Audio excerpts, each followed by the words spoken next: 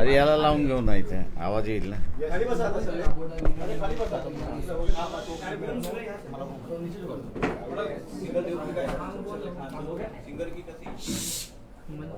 सुरू करायची का?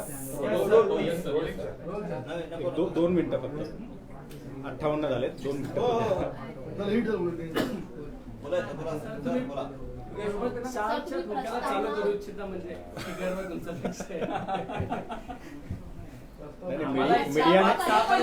मीडियाने 4 इतकं आमच्यावरती हे केलेलं ना, चार्ज केलेलं आहे. तर वंचित बहुजन आघाडीच्या या पत्रकार परिषदेमध्ये सर्व पत्रकार बंधूंचं हार्दिक स्वागत. आजच्या या पत्रकार परिषदेला पक्षाचे राष्ट्रीय अध्यक्ष ॲडव्होकेट बाळासाहेब आंबेडकर हे संबोधित करणार आहेत. सोबतच पक्षाच्या महाराष्ट्र प्रदेशाध्यक्ष रेखाताई ठाकूर आणि मी स्वतः सिद्धार्थ मोकळे या ठिकाणी उपस्थित आहे. मी साहेबांना विनंती करतो त्यांनी संबोधित केलं. शॉर्ट पत्रकार परिषद आहे ही. कोल्हापूरमधलं असणारं आमचं जे युनिट आहे आणि पश्चिम महाराष्ट्रातलं असणारं युनिट आणि त्याच्याचबरोबर महाराष्ट्र कमिटीच्या याचा निर्णय झाला आहे की कोल्हापूरमध्ये शाहू महाराजांच्या कुटुंबातून उमेदवारी काँग्रेसने त्या ठिकाणी दिलेली आहे.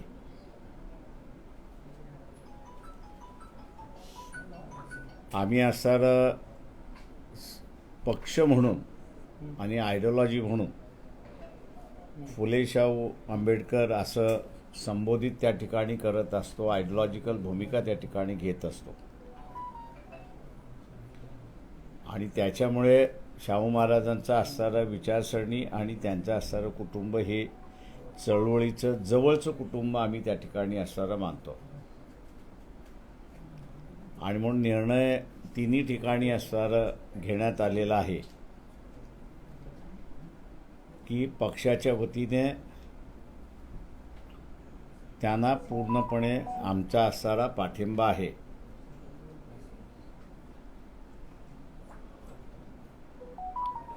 त्यांना निवडून आणण्याच्या दृष्टिकोनातून जे जे प्रयत्न करावे लागतील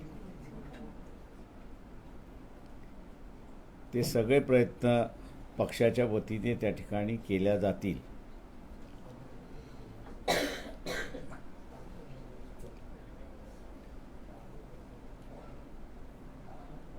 आणि मागे जे घडलं होतं ते यावेळेस न घडू देणं याची दक्षता सुद्धा त्या ठिकाणी घेण्यात येईल.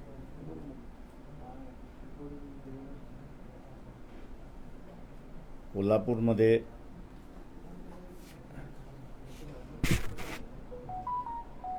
शाहू शहाजी छत्रपती यांचं नाव घोषित काँग्रेसमार्फत करण्यात आलेलं आहे. त्यांना वंचित बहुजन आघाडीचा पूर्ण पाठिंबा आहे. आपण आता विचार. सर, जागा वाटपाचा काही तिढा सुटलेला आहे का किंवा तुमची भूमिका काय? आज ओबीसी बहुजन पार्टी यांचे जे नेते आहेत प्रकाश शेंडगे हे सुद्धा तुमच्या भेटीसाठी आले होते. 1-1.5 तास चर्चा सुद्धा झाली आहे. 22 जागांचा त्यांनी सुद्धा प्रस्ताव दिला अशी माहिती मिळते. काय नेमकं यातून बोध घ्यावा किंवा काय यातून आउटकम? तुम्ही 2 मिक्सअप करताय. MBAचा तुम्ही जर विचारणार असाल तर तो तिढा तुम्ही त्यांनाच विचारा. त्याच्याबद्दल आम्हाला काहीच माहिती नाही आहे. मला समजत होते. दुसरं, प्रकाश शेंडगे यांनी असणारा नवीन पक्ष रजिस्टर्ड केलेला आहे त्यांनी एक लिस्ट आमच्याकडे असताना सादर केलेली आहे. तेव्हा त्यांना आम्ही असं सांगितलं की आमचंच घोंगडं तिथं भिजत पडलेलं आहे, ते मिटल्याशिवाय आम्ही आपल्याशी त्या ठिकाणी बोलू शकत नाही किंवा फायनॅलिटीला आपण येऊ शकत नाही. 1.5 तास आमची असणारी चर्चा झाली. ते कुठले कुठले मतदारसंघ मागतात आहेत, का मागतात आहेत याची असणारी माहिती आम्ही त्या ठिकाणी घेतली आणि पुढची चर्चा कंटिन्यू राहील असं आम्ही त्या ठिकाणी ठरवलेलं आहे.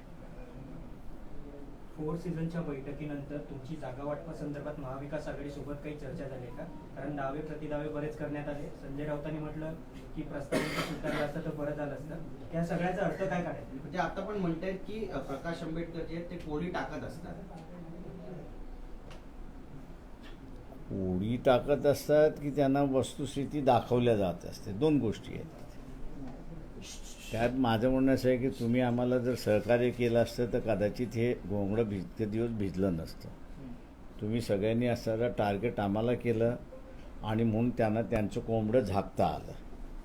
त्यांचं कोंबडं आता असणारं उगवायला लागलेलं आहे, आवाज द्यायला लागले, बांग द्यायला लागलेलं आहे की 10 जागेवरती असणारा सेना आणि काँग्रेस यांचा टाय आहे. 5 जागांवरती NCP, शिवसेना आणि काँग्रेस असा असणारा टाय आहे. ही न्यूज माझ्या अंदाजानं एक 8-10 दिवस अगोदर आम्ही ज्यावेळेस मांडलं होतं तिला असणारं प्राधान्य मिळालं असतं तर कदाचित तो रिझॉल्व झाला असता. पण सगळा टार्गेट हाच राहिला की वंचित जागा देत नाही, वंचित अमुक करत नाही, वंचित अमुक करत नाही, वंचित अमुक करत नाही. तिथे आमचाच प्रश्न होता. त्यांचंच भांडण मिटत नसेल, त्यांचाच तिढा जर संपत नसेल तर आम्ही त्याच्यामध्ये कुठे शिरायचं.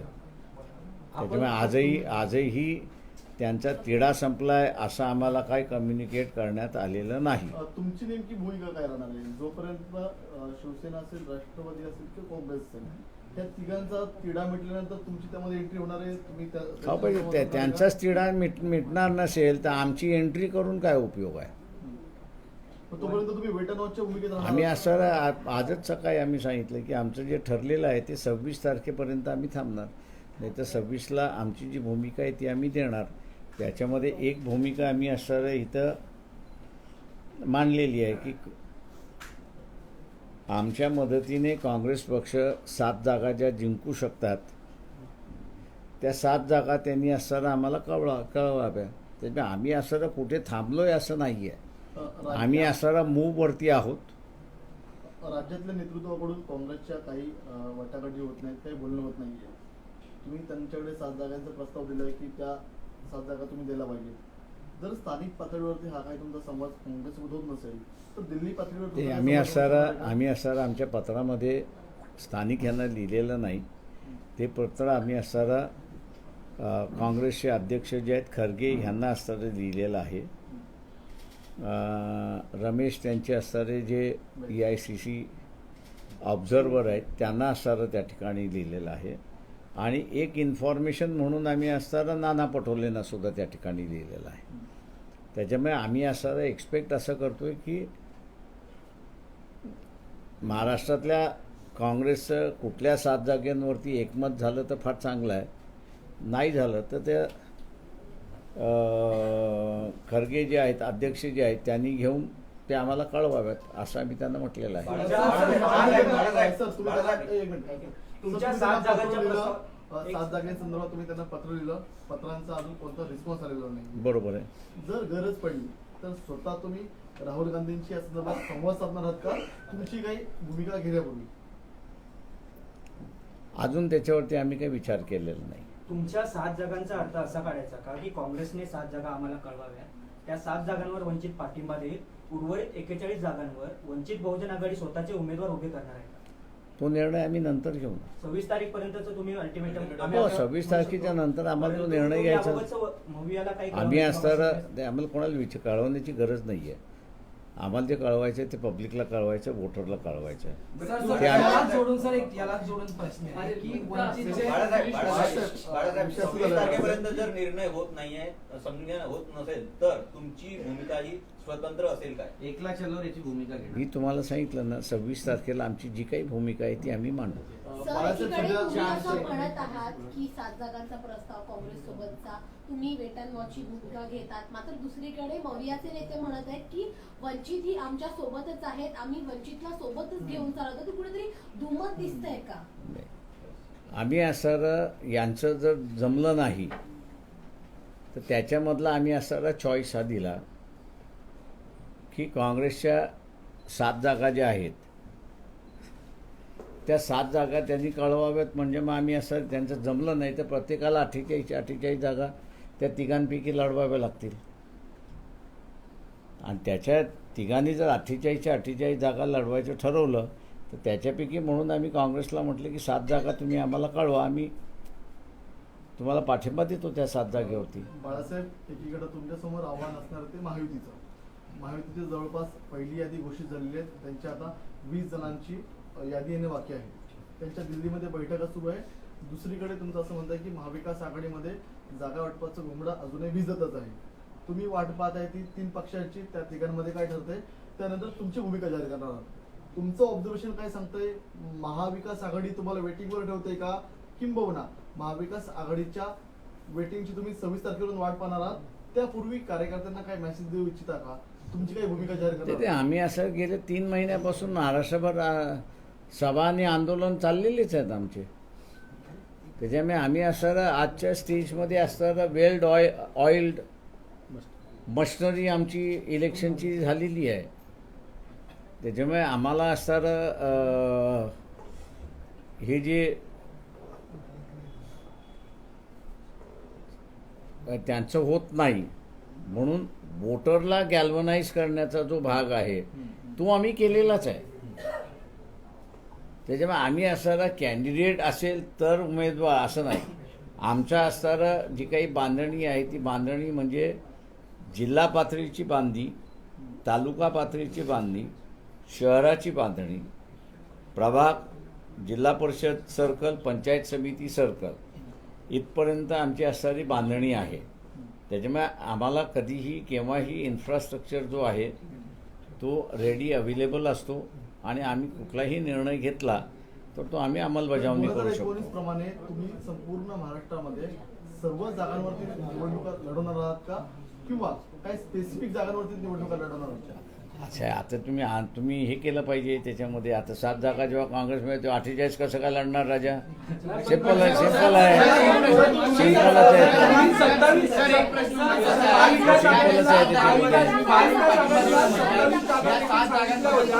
सांगू इच्छिता का की या नेमक्या कोणत्या जागा असणार आहेत? अहो, मी काँग्रेस पार्टीचा अध्यक्ष थोडी आहे.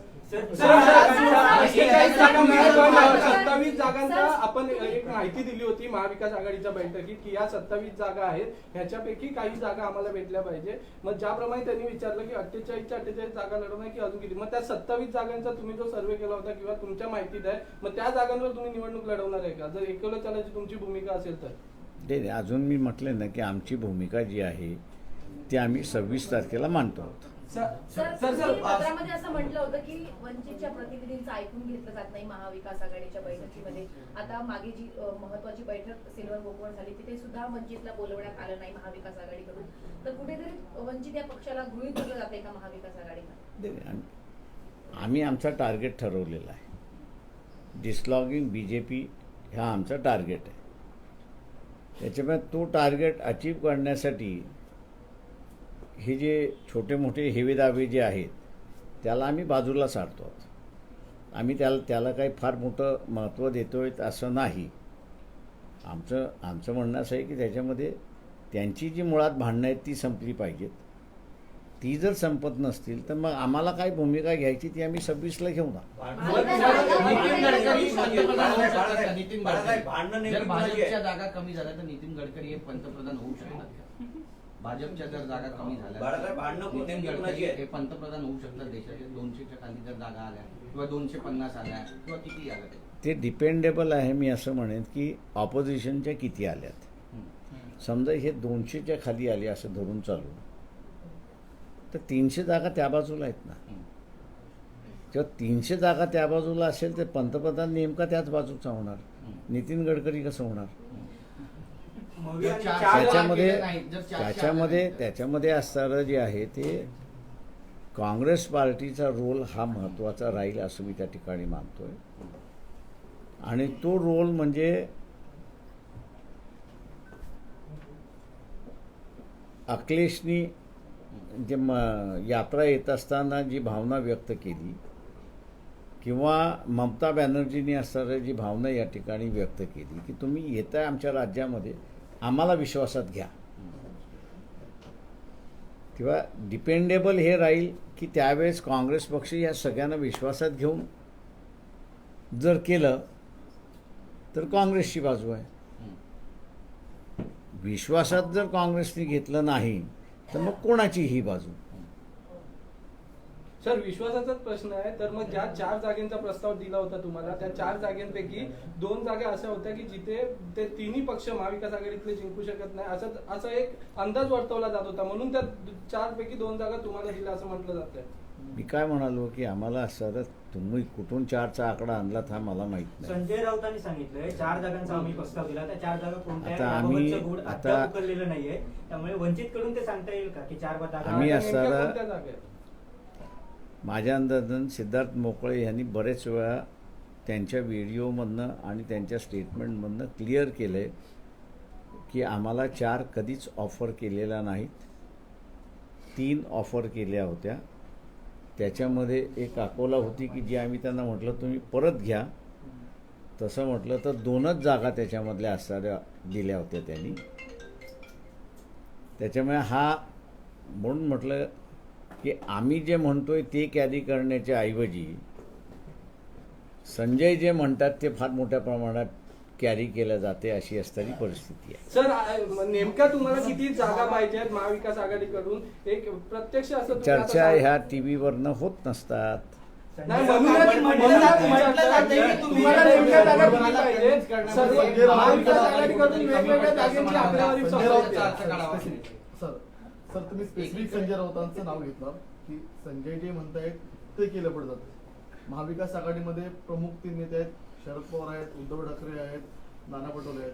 तुम्ही ते त्यांच्याशी या संदर्भातला का संवाद साधलाय? जर संजय राऊतांमुळे काहीतरी अडचणी निर्माण होत आहेत, कोणामुळे आडकाठी होते त्यांच्यामधलं त्यांनी असं एक लक्षात घ्या की त्या चर्चेमध्ये जे झालं त्याच चर्चेमधनं आमच्या लक्षात आलं की यांच्या 15 जागेंवरती भांडणं आहेत. आता 15 जागेंवरती भांडणं असताना तुम्ही त्या फ्रेंडली लढणार आणि उरलेल्या जागेंवरती तुम्ही काय करणार, याचा कुठेतरी निर्णय झाला पाहिजे. तो निर्णय झाल्याशिवाय आम्ही असताना पुढे काहीच बोलू शकत नाही. आता समजा त्यांनी निर्णय घेतला की 15 जागेवरती फ्रेंडली करायचं, मग आम्हाला ठरवावं लागेल त्या 15 जागेवरती फ्रेंडली करायचं की ह्याच्यापैकी कोणाला पाठिंबा द्यायचा. आमच्यासमोरचं कोड आहे. त्याच्यामुळे म्हणून आम्ही म्हटलं आहे की आम्ही 26 तारखेपर्यंत थांबणार की यांचं हे 15 जागेंचं कोडं उलगडतंय की न उलगडतंय. शरद पवारांनी भाषणामध्ये एक महत्त्वाचं विधान केलं. ते म्हणतात की भाजपला सत्तेत यायचे कारण त्यांना घटना बदलायची. 15 दिवसापूर्वी सुद्धा असं एक वक्तव्य समोर आलं होतं. तुमची प्रतिक्रिया काय आहे? 2014मध्येच BJPने व्हेरी क्लिअर केलं होतं की आमचा अल्टिमेट एम सत्ता घेण्याचा म्हणजे संविधान बदलण्याचा. आता 2014मध्येच त्यांनी डिक्लेअर केलं होतं. किंवा मी असं म्हणेन की 1950 सालीच RSSनी व्हेरी क्लिअर केलं होतं. डिक्लेरेशन आहे त्यांचं की ज्या दिवशी आमच्या हातामध्ये सत्ता येईल त्या दिवशी आम्ही हे संविधान बदलणार. हे माहीत असताना NCPने त्यांना 2014 साली न मागता पाठिंबा दिलाच होता.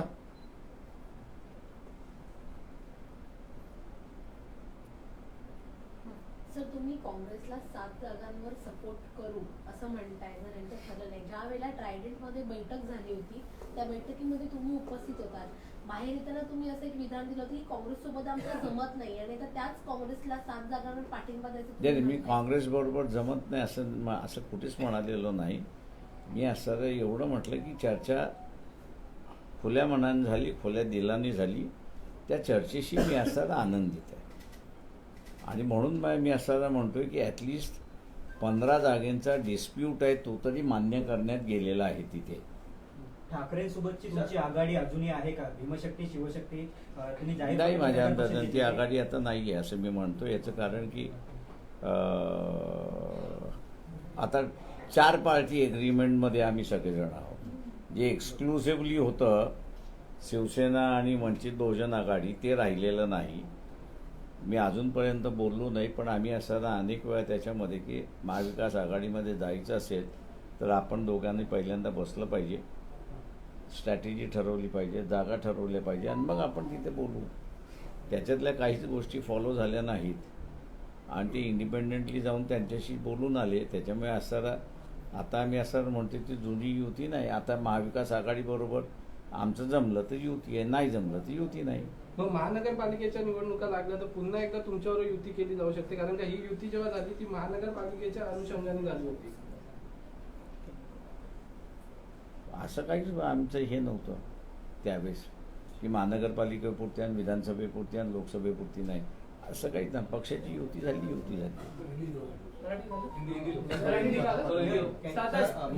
एक मिनिट जालन्याची जी जागा आहे मनोज जरांगे जर लढतात तर आपली भूमिका त्याबद्दलची काय? त्यांच्या देखील नावाची चर्चा. मला वाटतं उद्यापर्यंत थांबलं पाहिजे, कारण का 24 तारखेला जरांगे पाटील यांनी त्यांच्या सगळ्या कार्यकर्त्यांची बैठक बोलवलेली आहे.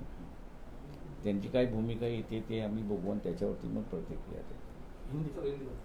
सर हिंदी में सवाल ये है कि एक निवेदन होने दो, निवेदन करते पहले फिर सवाल. अच्छा, सर क्या आपने स्टैंड लिया कोल्हापुर की सीट को लेकर कांग्रेस? ठीक है. कांग्रेस पार्टी ने शाहू महाराज, इनके परिवार में से शाहजी छत्रपति, इनको नुमाइंदगी दी है, कैंडिडेचर दिया है. हम लोग जो है वो महात्मा फुले शाहू महाराज बाबा साहब की फ़िलॉसफ़ी यहाँ पर अमल करते हैं, लागू करते हैं, उसी का ही प्रचार करते हैं. शाहू महाराज की जो फैमिली है वो हमारे लिए आदरणीय है और इसलिए जब उस परिवार की किसी सदस्य को कांग्रेस पार्टी ने उम्मीदवारी दी है, शाहजी छत्रपति को जो उम्मीदवारी दी है, वंचित बहुजन आघाड़ी उसका समर्थन करती है और वंचित बहुजन आघाड़ी जो है इनकी जीत के लिए प्रयास करती रहेगी. सर इसके अलावा जिन 7 सीट का जिक्र आपने कांग्रेस से किया था कि आप समर्थन देने के लिए तैयार हैं, क्या कुछ उसके आगे बात बढ़ी है, उनकी ओर से कुछ कहना? मेरे ख्याल से देखिए कि ये सवाल जो है वो थोड़ा सा वक्त के दायरे में नहीं है. उसकी वजह यह है कि अभी भी 15 सीटों पर महाविकास आघाड़ी के तीनों घटक पार्टियां जो है उनमें तालमेल नहीं हो चुका है. इसलिए डिसाइड करना मैं समझता हूँ उनके लिए थोड़ी सी तकलीफ़ है. जब कभी उनकी लिस्ट आ जाएगी तो हम लोग उनको जो है समर्थन जाहिर करेंगे. सर आप जिस तरीके से कहते हैं कि आप कांग्रेस के 7 ऐसे कैंडिडेट्स को आप समर्थन देने के लिए तैयार हैं, कभी आप शिवसेना के पहले करीब गए थे, तो यही फैसला शिवसेना के बारे में क्यों एनसीपी? हमने उस दिन जो कहा था, हमने कहा कि हमारी भूमिका जो है वो हमने कांग्रेस के लिए खुली की है. जिसको समर्थन चाहिए वो हम लोग के साथ में अप्रोच करे, हम उससे बातचीत करने के लिए तैयार हैं. शिवसेना के साथ आपका पहला गठबंधन है जो आपने भीमशक्ति शिवशक्ति की माने वो भी अस्तित्व में? नहीं, हमने उनसे कहा था कि भैया महाविकास आघाड़ी की चर्चा जो है वो चर्चा अपन पहले करेंगे, शिवसेना और वंचित बहुजन आघाड़ी. कुछ बातें अपने में तय हो जाए और फिर हम लोग वहाँ से बातचीत करें तो प्रस्ताव आगे बढ़ता रहेगा और उसको कहीं ना कहीं तो भी शेप देना होगा. लेकिन मेरे ख्याल से शिवसेना ने जो है इस बात को नहीं माना. वो डायरेक्ट MBA के जो पार्टनर्स हैं उनके साथ में उन्होंने बातचीत शुरुआत की. इसलिए मैं समझता हूँ कि जो अनाउंसमेंट हुई थी वो आगे ले जाने में उनका कोई इंटरेस्ट नहीं है. MBA के साथ में जाने का उनका इंटरेस्ट है, इसलिए हम लोग वहाँ पर रुक गए। और सर इसके अलावा आप कौन सी वो तारीख बताएंगे आप जहाँ पे आप फैसला लेंगे महाविकास आघाड़ी के साथ आप है या नहीं है, या आप अकेले? देखिए हम तो है, देखिए कि 27 तारीख आखिरी है पहले फेज की नॉमिनेशन भरने की। 26 तारीख तक हम लोग रुकेंगे और 26 तारीख को मेरे ख्याल से दोपहर जो है वो हम लोग जो हमारा निर्णय होगा वो निर्णय हम लोग जो है वो आप लोगों के सामने और आप लोगों के माध्यम से लोगों के सामने जाहिर करेंगे। सर जिस तरह से देर रात अरविंद केजरीवाल को अरेस्ट किया गया है, किस तरह से देखते हैं आप? ठीक लोकसभा चुनाव के दौरान उनको अरेस्ट किया गया है, कहीं ना कहीं जो इंडिया अलायंस है उसको कहीं ना कहीं एक झटका लगेगा आपको लगता है? क्योंकि प्रचार भी नहीं हुआ है, अभी तक शुरू नहीं हुआ और अरविंद केजरीवाल को जेल में ना पड़ी। देखिए एक बात है, उनके वकीलों ने मुझे थोड़ा सा कानूनी थोड़ी सी जानकारी होने की वजह से ये जो शराब का मामला जो है ये कैबिनेट डिसीजन का मामला है। कैबिनेट डिसीजन हुई कि नई पॉलिसी ले आना है। अब नई पॉलिसी आती है तो उसमें कभी घाटा भी आता है तो उसमें कभी प्रॉफिट भी आता है। अब ऐसा है कि पॉलिसी को कोर्ट भी एग्जामिन, जहाँ तक मैं समझता हूँ कि कैबिनेट डिसीजन को कोर्ट भी एग्जामिन नहीं कर सकती है, ना इंक्वायरी एजेंसी उसको इंक्वायर कर सकती है। वो इंक्वायरी करने का अधिकार जो असेंबली में और पार्लियामेंट में जो PAC है, पब्लिक अकाउंट्स कमेटी जो है, वो पब्लिक अकाउंट कमेटी को है और संवैधानिक तौर से ये CAG को है और किसी को नहीं है। इसमें थोड़ा सा तोड़ मड़ोड़ के उन्होंने कहा कि मनी लॉन्ड्रिंग इसमें हुआ है। अब मनी लॉन्ड्रिंग हुआ है, 100 करोड़ रुपए का मनी लॉन्ड्रिंग हुआ, ऐसा ये कह रहे हैं। तो मेरे ख्याल से इनके जो वकील है उन्होंने सीधा कहना चाहिए कि भैया ये जो 100 करोड़ है, ये 100 करोड़ का आंकड़ा आया कहाँ से? अगर है तो फिर उसको कोर्ट के सामने पेश करना चाहिए। ये तो मैं कहूँगा कि तोड़ मड़ोड़ करके मनी लॉन्ड्रिंग का मामला पॉलिसी मैटर में बना दिया है, ऐसा मैं मानता हूँ। जब तक इसका लिंकेज नहीं होता तब तक ये अरेस्ट करना भी कानूनी है, ऐसा मैं वहाँ पर नहीं मानता हूँ। सुप्रीम कोर्ट को हम लोग दरखास्त करते हैं, विनती करते हैं कि क्या कैबिनेट डिसीजन जब लिया जाता है, वो इकोनॉमिक डिसीजन अगर हो तो उसमें लॉस एंड प्रॉफिट की कहीं ना कहीं तो भी बात आती है। अगर लॉस एंड प्रॉफिट की अगर बात आती है तो मेरे ख्याल से नानी पालखीवाला जब बजट पर बम्बई में बोलते थे तो वो कई सेक्रेटरियों के डिसीजन से केंद्र सरकार को कितना नुकसान हुआ उसका वो विवरण और फिगर भी देते थे।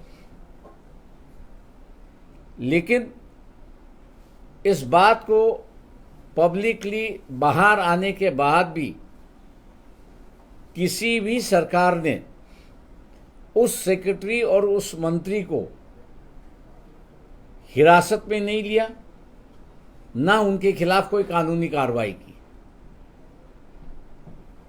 उसकी वजह यह है कि कैबिनेट डिसीजन लेता है, एक व्यक्ति नहीं लेता है। अगर ये शराब का मामला अगर कैबिनेट डिसीजन का है तो मैं ये कहूँगा कि पूरा कैबिनेट अरेस्ट होना चाहिए। सिर्फ उसमें से जो मंत्री है उसको और मुख्यमंत्री है उसको क्यों? कलेक्टिव डिसीजन, कलेक्टिव रिस्पॉन्सिबिलिटी है। तो कलेक्टिव रिस्पॉन्सिबिलिटी होने की वजह से वो पूरा मंत्रिमंडल ही अरेस्ट होना चाहिए, लेकिन पूरा मंत्रिमंडल उसमें अरेस्ट नहीं हो रहा है। ये सिलेक्टिव अरेस्ट जो हो रहा है ये एक मैं कहूँगा कि विक्टिमाइजेशन और पॉलिटिकलाइजेशन की बात है। आम लोगों से मैं अपील करूँगा कि आज केजरीवाल है, कल आम जनता भी इसमें फंस जाएगी, इसलिए जल्दी से जल्दी ये इस सरकार को निकालो, यही हम लोग का प्रचार और प्रसार होगा। पण सर दिल्लीमध्ये केजरीवालांना अटक झाल्यानंतर दुसरे मुख्यमंत्री नेमण्यात आलेले नाहीये, दिल्लीचं नेमकं सरकार चालेल कसं? आणि केजरीवालांची अटक किती लॉफुल आहे हा पण सगळ्यात महत्त्वाचा मुद्दा आहे मराठी. संविधानामध्ये असं प्रावधान आहे की कॅबिनेट डिसिजन हे कोर्टामध्ये चॅलेंज केल्या जाऊ शकत नाही. कोर्टाचा इश्यू कधी येतो की ज्यावेळेस कॅबिनेट डिसिजन झालेलं आहे, ते कॅबिनेट डिसिजन असेंब्लीच्या सभागृहामध्ये गेलेलं आहे आणि प्रत्येक सभागृहामध्ये PSC आहे, म्हणजे पब्लिक अकाउंट्स कमिटी आहे.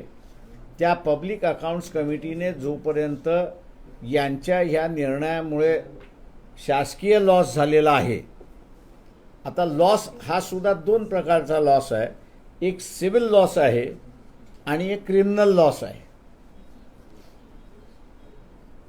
जोपर्यंत तो क्रिमिनल लॉस होत नाही तोपर्यंत तुम्हाला पोलिसी कारवाई त्या ठिकाणी करता येत नाही, अशी असणारी परिस्थिती आहे. त्याच्यामुळे सुप्रीम कोर्टाला आमची असणारी विनंती आहे की कॅबिनेट डिसिजनच्या निर्णयामध्ये इन्क्वायरी, हे जे इन्क्वायरी एजन्सीज आहेत त्या इन्क्वायरी करू शकतात का, याला जोडून त्यांनी असं केलं की मनी लॉन्ड्रिंगचा असणारा चार्जेस त्या ठिकाणी लावलेत की ह्याच्यामुळे त्यांना एवढ्या कोटीचा असणारा फायदा झाला आहे. मला अजूनही कळत नाही आहे की जे केजरीवालचे जे वकील आहेत, रिकव्हरी किती झाली आहे याचं विवरण तुम्ही देणार आहात की नाही, की जस्ट हिअरसे की 100 कोटीचा असणारा नफा झालेला आहे, ट्रान्झॅक्शन झालेलं आहे, अमुक झालेलं आहे, पण ते ट्रान्झॅक्शन सिद्ध करता येत नाही. त्याच्यातले असणारे पैसा रिकव्हरी झाला आहे ते तुम्हाला कोर्टाला सांगता येत नाही. तर तुम्ही असं कोर्टाला म्हणताय यांनी हे केलेलं आहे आणि आम्हाला आता ह्याला मार झोडायला करू द्या आणि कबूल करू द्या आणि मग आम्ही सगळे पुरावा आणतो. हे जे चाललेलं आहे माझ्या अंदाजानं पहिल्यांदा थांबलं पाहिजे. सामान्य माणसांना असणारं माझं आव्हान आहे की आज केजरीवाल आहे, उद्या आपण सगळे सध्या असू शकतो, अशी परिस्थिती आहे. माझा प्रश्न असा होता की त्या ठिकाणी आता राज्यामध्ये मुख्यमंत्री नाही आहे, तर राज्य सरकारचं काम चालणार कसं, कारण की कॅबिनेटचे प्रमुख म्हणून मुख्यमंत्री कॅबिनेट बैठक घेत असतात, फाईल क्लिअर करत असतात. आता जर मुख्यमंत्री जेलमध्ये असतील तर कॅबिनेटचे निर्णय कोण घेणार, एक प्रश्न. आणि जर उद्या फाईल एक दिवस मुख्यमंत्री आता असेल, जेलचा नियम असं सांगतो की त्यांना राजीनामा देणं बंधनकारक नाहीये, पण जर दिवसाला हजारो फाईल साईनचं गरज असेल, प्रश्न त्याच्यामधला असणारं एक आपण लक्षात घेतलं पाहिजे की हिरासतमध्ये ज्यावेळेस घेतला जातो त्यावेळेस तो एक्यूज नसतो. इन्क्वायरी करायची आहे आणि इन्क्वायरी करायची असल्यामुळे त्याचं फ्री मूवमेंट जी आहे ती रिस्ट्रिक्ट केल्या जाते. त्याच्यामुळे असणारं उद्या केजरीवालनी ठरवलं की मी जेलमधनं सरकार चालवेन, थांबवणारं कुठलीही गोष्ट नाही. तो कॅबिनेट बैठक जेलमध्ये घेऊ शकतो. कॅबिनेट म्हणून तो तिथे असणारा सेक्रेटरीला बोलू शकतो, तिथं त्यांचं डिस्कशन होऊ शकतं आणि तिथं त्यांच्या फायलीही क्लिअर होऊ शकतात. हे कायदेशीर आहे. मॉरली जर आपण असणारं बघितलं तर केजरीवालने दुसरा मुख्यमंत्री नेमला पाहिजे, हे मॉरली बाइंडिंग त्यांच्यावरती आहे आणि ते त्यांनी करावं अशी आमची त्यांना विनंती आहे. बरं सर, दिल्लीमध्ये बैठका सुरू आहेत, महायुतीच्या जागेचा देखील तिढा जो आहे तो अद्यापही सुटलेला नाही. आता एक माहिती अशी सुद्धा येते की अमित शहा यांच्यासोबत राज ठाकरेंची जी बैठक झालेली आहे त्यामध्ये शिवसेनेचं नेतृत्व हे भविष्यामध्ये राज ठाकरेंनी करावं असं त्यांना सांगण्यात आलेलं आहे. ही माहिती सूत्रांकडून मिळते. भविष्यामध्ये असं काय घडेल असं वाटतं तुम्हाला? नाही, मला काहीच त्याच्यावरती कॉमेंट्स नाही. No comments. थँक्यू. आडवा प्रिंटला जायला फोटो